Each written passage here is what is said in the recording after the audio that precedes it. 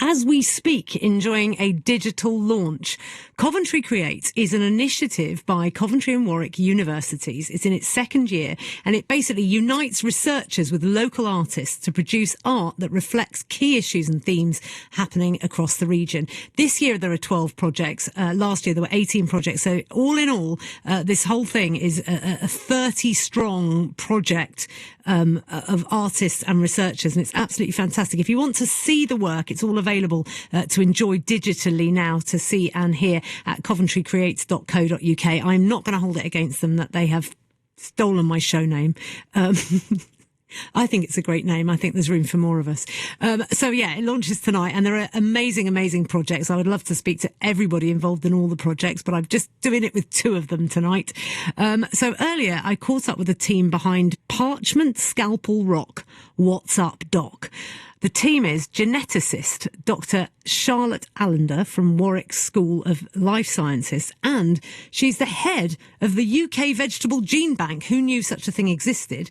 And she worked with local poet, freelance writer and former Warwick academic George Tooley to create an artistic response to research into preserving the genetic lineage of some of our best-loved food plants. I promise you there will be poetry, but first of all, I asked Charlotte why the genetic diversity in vegetables is so important.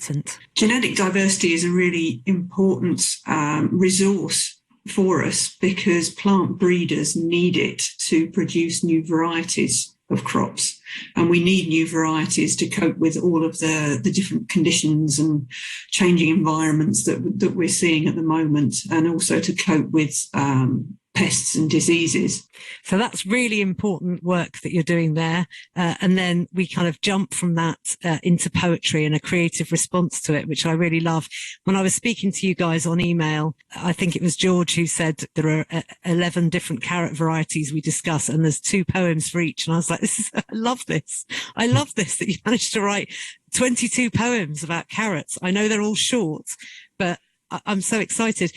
George, were you equally excited when you heard what the kind of subject matter was going to be? Yes, absolutely, I was. I'd spent time earlier this year as a poet in residence at a local allotment managed by Coventry Mind and the Warwickshire Wildlife Trust, and I'd been digging for months, showing up to these sessions, and I was just really getting into it because I'm a terrible gardener normally at home. I hate gardening alone. I think that's my problem.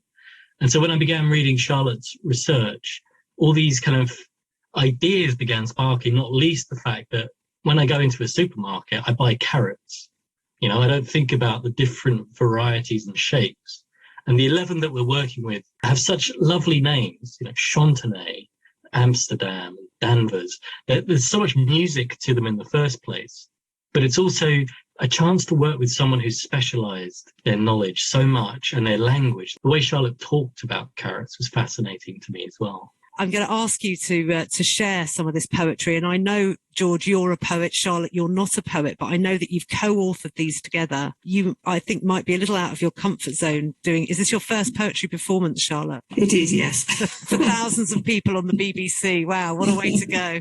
This could be the beginning of something beautiful. So my favourite one is actually under the Nantes variety. So Nantes is a city in France. Take it away. All right. Wabbit pulls itself out of a hat, lights a cigar and asks, "So how are you going to solve this climate crisis, Doc?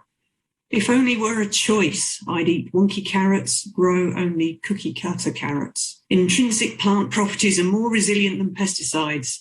Physician, grow thyself a non-autonomous DNA transposon." Brilliant. And then the second half of that, which I didn't say which of us authored which. This is just follow straight on the page. Horns, late half long, early half long, early short. But which will your horned Mammonite market favour? Something awfully squooey about Wabbit wising up from the ground, munching on a Dorcas. In 2D, I sketch a typical D. carotis subspecies sativus in 3H graphite and salivate. Wonderful. I hear